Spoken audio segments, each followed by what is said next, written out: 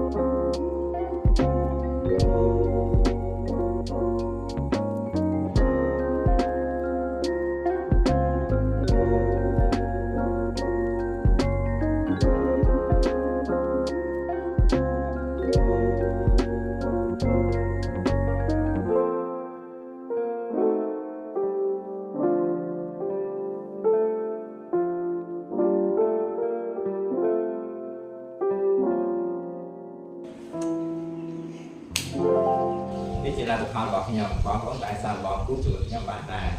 បើពេញចិត្តវីដេអូនេះសូមកុំភ្លេចចុច Like Subscribe និងចែករំលែកដើម្បីបានវីដេអូថ្មីៗបន្តទៀតជម្រាបលា Yeah.